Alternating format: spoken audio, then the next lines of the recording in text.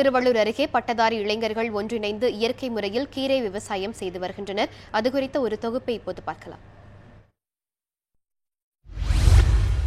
குழந்தைகளே விவசாயத்தை மறந்து வேறு வேலைகளில் ஈடுபட்டு வரும் நிலையில் பன்னாட்டு நிறுவன வேலைகளை உதறிவிட்டு திருவள்ளூர் மாவட்டம் பாக்கம் பகுதியில் இயற்கை விவசாயத்தில் இறங்கியுள்ளனர் சில இளைஞர்கள்.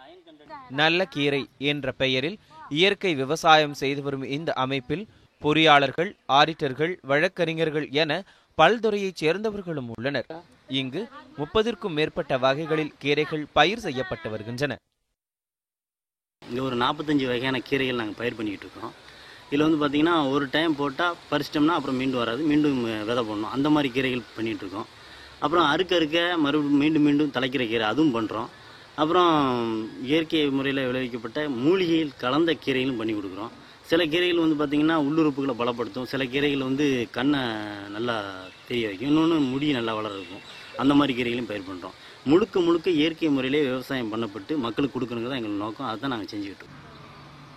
தற்போது 50 சென்ட் நிலத்தில் செய்து வரும் விவசாயத்தை 5 ஏக்கர் வரை விரிவுபடுத்த தயாராக இருப்பதாக இந்த அமைப்பினர் தெரிவித்துள்ளனர்.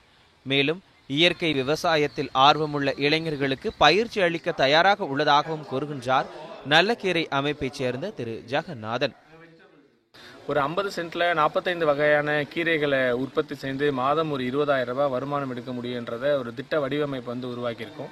இப்போ நிறைய இளைஞர்கள், ஆர்வமுள்ள இளைஞர்கள், இயற்கை விவசாயத்தில் ஆர்வமுள்ள இளைஞர்களுக்கு இதனுடைய சிஸ்டமை நாங்கள் கொடுக்க தயாராக இருக்கோம். நிறைய கம்ப்யூட்டர் ஃபீல்டில் ஒர்க் பண்ணுறவங்களும் இங்கே வந்து வேலை செய்ய தயாராக இருக்காங்க. இங்கு இயற்கை முறையில் சாகுபடி செய்யப்படும் கீரைகள் சென்னையில் நேரடியாக சந்தைப்படுத்தப்படுகிறது. இதன் மூலம் நல்ல லாபம் கிடைப்பதுடன் உடல் ஆரோக்கியமும் கிடைக்கும் என்பதே இவர்களது கருத்தாக உள்ளது.